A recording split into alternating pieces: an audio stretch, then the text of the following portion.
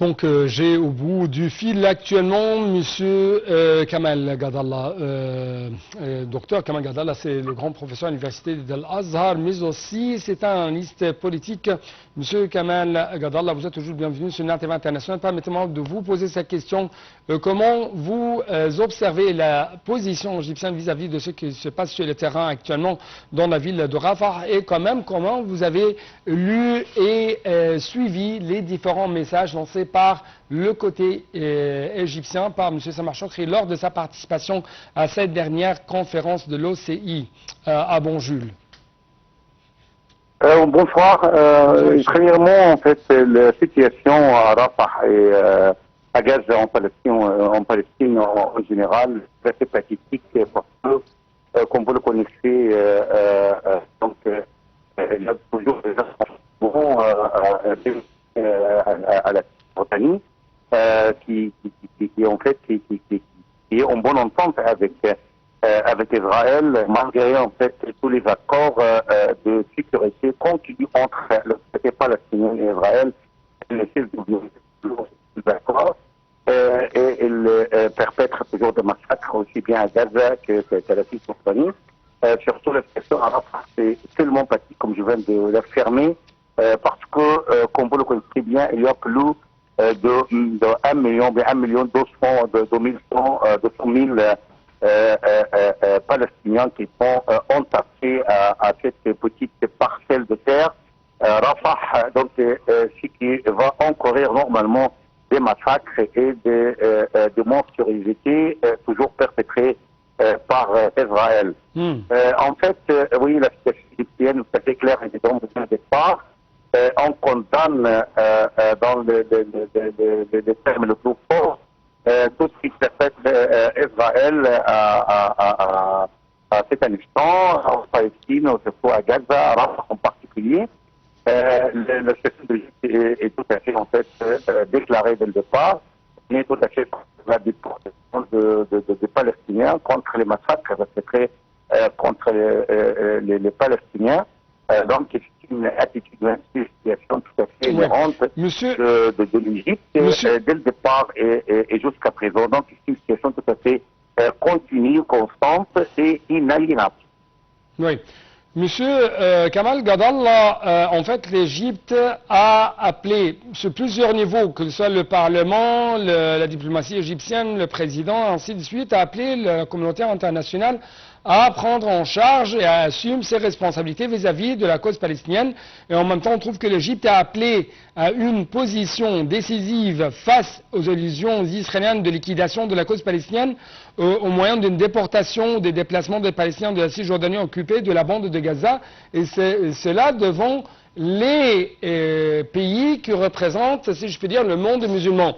L'importance de réaliser en tant des actes pris sur le terrain par ces pays vis-à-vis de ce qui se passe du côté israélien dans Rafah palestinien.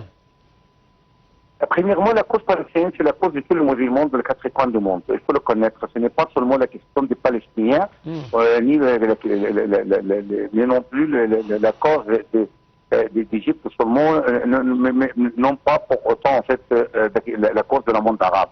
C'est la cause du monde musulman parce que vous le connaissez bien, il y a de Yusha en Palestine qui sont en fait la position ou bien le patrimoine de tous les musulmans dans le monde. Donc, le fait que le pays musulman fasse des pressions sur dans ce sens, c'est tout à fait vital et important. Je vous dis pourquoi. Parce qu'il y a certains pays musulmans qui ont des relations bilatérales avec Israël. Donc, ils pourraient, par exemple, menacer de gérer de telles relations, ou bien, par exemple, même de stopper tout le contact avec Israël. Vous avez ici des pays musulmans qui ont des intérêts, en fait, communs avec les États-Unis, avec l'Occident, et ils pourraient aussi, en fait, avertir de ne plus avancer sur ce dossier. Donc, ils ont plusieurs cartes à jouer, mais à condition d'avoir la volonté ferme de tous les pays musulmans. Comme vous le connaissez très bien, Israël n'est pas seul. Israël est soutenu par les États-Unis, ou presque tout l'Occident. Vous avez le Canada, l'Allemagne, la France, l'Angleterre, et tous les pays de l'Occident, presque tous les pays de l'Occident, au moins au stade gouvernemental officiel, elles sont rangées tout à fait derrière Israël. Donc ce n'est pas logique qu'on laisse les Palestiniens sans abri comme ça, ou bien qu'ils cherchent à se défendre tout seuls, ou bien à défendre leur cause, parce que ce n'est pas la leur. Par contradiction, Monsieur Kamal Gadal, par contradiction, vous êtes un professeur à l'université de Lazare. Il y a toujours un mouvement des étudiants au sein des différentes universités occidentales qui s'opposent fermement à ces agressions israéliennes contre les Palestiniens dans la bande de Gaza. J'aimerais écouter votre réponse, mais après ce petit reportage concernant M. Chokri et le sommet de l'Organisation de coopération islamique en Gambie. Il y avait bien sûr des entretiens entre les deux côtés. Donc un reportage après ça, on va revenir une autre fois à M. Kamal Gadallah.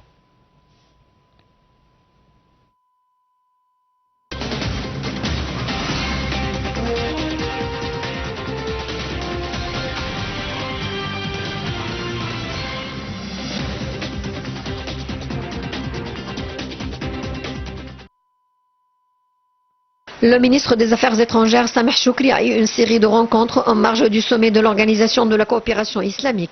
Choukri s'est entretenu avec le vice-président du Conseil présidentiel libyen, Moussa Al-Kouni. Au cours de l'entretien, il a affirmé le soutien de l'Égypte au Conseil présidentiel libyen. Dans un entretien avec son homologue pakistanais, le ministre des Affaires étrangères a réitéré le rejet catégorique de l'Égypte de tout scénario visant le déplacement forcé du peuple palestinien et l'invasion militaire terrestre de la ville palestinienne de Rafah. Dans le cadre de son entretien avec son homologue indonésienne, Sameh Choukri a loué le soutien de l'Indonésie à la cause palestinienne. Toujours en marge de sa participation à la 15e session de la conférence islamique en Gambie, le ministre des Affaires étrangères a examiné avec son homologue soudanais, Hossein Awad, les développements les plus importants dans la région, notamment la situation de la bande de Gaza. Et lors d'une rencontre avec son homologue iranien, Sameh Choukri a abordé avec lui les points à l'ordre du jour du sommet islamique. Les deux ministres ont convenu de l'importance de renforcer la solidarité et l'unité entre les pays islamiques où le monde islamique est confronté à de graves défis. Ils ont notamment discuté de la guerre en cours dans la bande de Gaza, confirme le rejet complet des opérations militaires terrestres d'Israël dans la ville palestinienne de Rafah.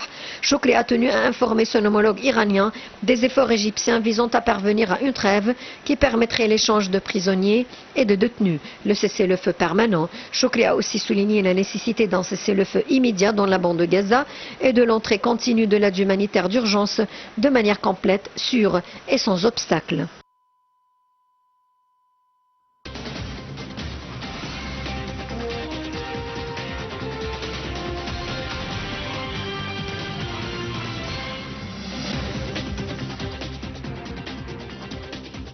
Donc, Dr Kamal Gadallah, à quel point vous trouvez que le côté israélien,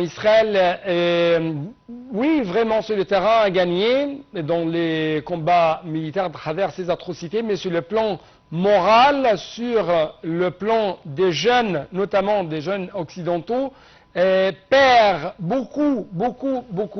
Et en même temps, ça explique le mouvement des étudiants qui gagne de plus en plus les différentes universités du monde occidental. Oui, on vient d'affirmer que la solidarité musulmane est tout à fait indispensable pour soutenir la cause palestinienne. Donc il faut oublier totalement tous les différends entre les pays musulmans. Et en fait, je suis très content de ce que s'est passé entre notre ministre des Affaires étrangères, Sameh Choukri, et son homologue iranien dans le rapport que vous venez de diffuser. Oui, parce que normalement, il y a des différends entre les pays, surtout les pays de Golfe et l'Iran et tout, mais maintenant, ce n'est plus le temps, en fait, de mettre l'accent sur le différend. Il faut oublier pour s'arranger en bloc derrière le droit des Palestiniens. Mais j'aimerais beaucoup aussi commenter ce que vous venez de rappeler avant votre reportage, c'est les manifestations et bien le changement de l'opinion publique en Occident, surtout aux États-Unis, de la part des étudiants de plusieurs universités. pour soutenir et défendre le droit des Palestiniens. En fait, j'aimerais bien que les pays arabes, en fait, prennent la même initiative pour laisser libre recours aux étudiants de s'exprimer et de se manifester pour défendre le droit palestinien. Parce que ce n'est pas logique que les étudiants de l'Occident se rangent à côté de nos droits nous-mêmes, alors que nous, en fait, on prend des mesures restrictives contre les manifestations des étudiants. C'est aussi une sorte de pression et aussi une carte à jouer dans nos mains pour dire, ou bien pour souligner fermement à l'Occident que ce que vous forgez, le complot contre le monde musulman, il est tout à fait compris et par conséquent dénoué par surtout la jeunesse arabe. Mais j'aimerais, encore une fois, en tant qu'un professeur à l'université ou spécialiste dans ce domaine des étudiants, comment vous expliquez ce mouvement des étudiants qui gagnent les universités américaines, mexicaines, françaises, ainsi de suite, qui s'opposent à ces atrocités israéliennes, contre les Palestiniens bien sûr? Oui, cela montre deux choses en fait. Bon,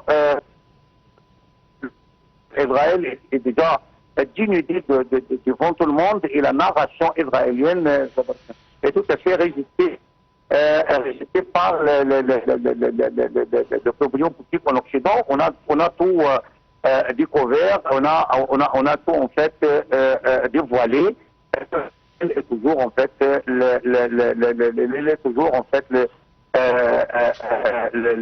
l'assassin et ce n'est pas la victime. C'est d'une part la société en fait contre le mouvement des étudiants. On montre à quel point Israël est en fait ce qu'on appelle le lobby sioniste.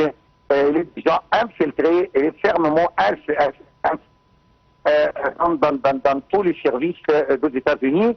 Et on a découvert en fait que presque tout de partenariat avec Israël et il y a toujours énormément de millions de dollars qui sont octroyés de ces services à Israël, ce qui montre que la question n'est pas facile.